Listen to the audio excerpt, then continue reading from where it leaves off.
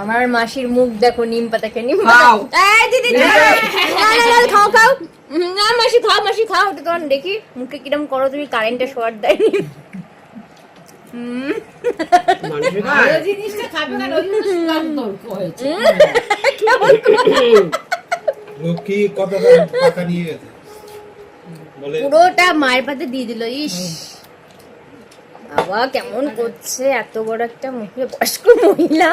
হ্যাঁ কতদিন পরে 70 বছর হবে। আরে সব সুবিধি বাড়ি যাবি, চল মেট্রোতে তুলে দিয়ে আসছি। আমি তো যাই, এটা যদি আগে জানতাম।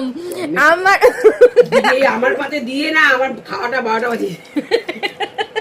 আমি যদি এটা আগে জানতাম, আমার বাড়িতে গেছিল তোমাকে নিম পাতাই খাওয়াতাম। তবু তবু জামকে পেয়ে নি, নিম পাতা বার করে বার করে নিমকা তুই ধরবি, আমি দেবো। আমি একদম চুপচাপ থাকি। যেদিন লাল শাক এত ভালো খায়, কালো জিরে একটু বেশি হয়েছে, বলছে তেতো লাগছে, ব্যাস তা খাওয়াটাই করলে। গিলে খেয়ে নেবে, পুরো কালো জিরে তো বেটে দাওনি, কালো জিরে তো বেটে দাওনি, গিলে খেয়ে নেবে। কালো জিরে খাও, কত উপকার। হাত ও তাহলে আমি এরকম তাহলে মাসের জন্য নিম পাতা নিয়ে আসতাম।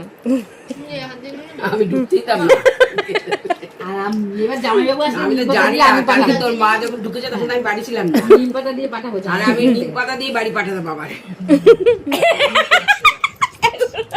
এরম এরম এরম এরম এরম এরম করে নিম পাতা খেয়ে এরম করে। বাবা সবটাই তুলে দিয়েছে, তাও ওরকম করছে। দেখো তুমি যা করছো মনে হচ্ছে নিম পাতা না কারেন্টের শর্ট খেয়েছো। এই ডিঙ্কা খায় না, ডিঙ্কা কত কিলো? খেয়ে নিলাম কষ্টে। মাসি ঠিক আছো? খাই তো খাবে না মানে আমি জ্বালা করে করে দিনটাকে খাইয়ে দিতাম মেয়েকে। তুমি যা আলু ভাজা দিয়ে। করছো আলু ভাজা দিয়ে বেশি জল আর খেতে শুকনো হয়। ভাত খেয়ে পেট ভরে গেল।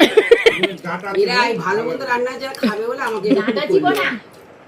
কথা কম্বল খাবো। তুমি বাড়ি যাবে, তোমার কাছ থেকে কে বলেছে?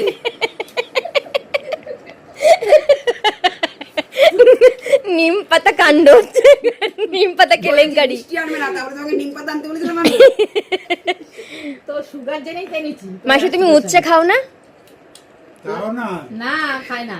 উচ্ছেও খাও না, মানে তেতো একদমই খাও না? তুমি আমার বাড়িতে শুধু আগে এটা আগে বলুনি কেন? দুজনে তো নিম পাতা তেতো খাওয়ার মতো তো রোগ বানিয়ে বসে আছিস, তো তোরা তো তেতোই খাবি তোরা রোজ। আর এই দিন ছিল মাসির পাড়ায় শীতলা পুজো। তো বাড়ি বাড়ি যেরকম সবাই মায়ের ডালা নিয়ে ঘোরে সেরকমই এসেছিল। তো মাসিও মাসি বাড়ি থেকে চাল ডাল এসব দিল। তো সেটা আমি ভালো করে ক্যাপচার করলাম। আর শুধু আমিই দেখছিলাম না, আমার সঙ্গে কিন্তু এই পুচকি বিড়ালটাও দেখছিল বসে বসে। আর এবার চলে আমার মায়ের কাছে, মা রান্নাঘরে দেখি কি করছে। অনেকক্ষণ ধরে দেখছি রান্নাঘরে একটা কি সব করছে। তো দেখি চলো কি করছে মা। মা এটা কি করছো মা? এটা হচ্ছে মাথার চুল হওয়ার জন্য তেল বানানো হচ্ছে। চুল হওয়ার তেল বানানো হচ্ছে। এতে দেওয়া হয়েছে উপকরণ হচ্ছে অ্যালোভেরা আর আর হচ্ছে কালো জিরে, হ্যাঁ। মেথি, পেঁয়াজ আর আর একটা কি জানো জবা ফুল জবা দিয়ে সর্ষের তেল দিয়ে বানানো হচ্ছে তেল, মাথার চুল হওয়ার জন্য একটা তেল। এটা খুব ভালো ঘরোয়া টোটকা, দারুণ কাজ হয়। না আমার প্রমাণ পেয়েছি, তাই আমার বোনকে করে দিচ্ছি। আমার মা খুলেছে হচ্ছে কোম্পানি, অয়েল কোম্পানি। তো কারোর লাগলে জানিও। মা বলছি প্রমাণিত। হ্যাঁ ব্যবসা, অয়েল কোম্পানির ব্যবসা করবো। হ্যাঁ সত্যি প্রমাণিত কাজ হয়। তো কোম্পানির নাম কি রেখেছো? চক্রবর্তী অয়েলস।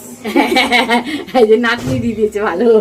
চক্রবর্তী অয়েলস এর তেল যদি কিনতে চাও চলে আসবে, অ্যাড্রেস দিয়ে দেবো, নাম্বার। মাথা দিয়ে সত্যিই কাজ হয়। তো আজকে মাসির বাড়িতে মাসিকে করে দিয়ে যাচ্ছে, 1 মাস পরে মাসির কাছ থেকে রেজাল্ট নেবো। হ্যাঁ বুড়ো বয়সে এখন আর কি করবো, কাজ করবো, ঘরে বসে এই ব্যবসাটা করলে ভালোই হবে। করো করো। আমি এসছি, আমাকে পছন্দ না না তোদের? ক্যাঁ ক্যাঁ করে আছে, এতক্ষণ ছিল না, কোথা থেকে এলো কি জানি। আমি বুঝতে পারছি না এই কাকগুলো এত ডাকছে কেন।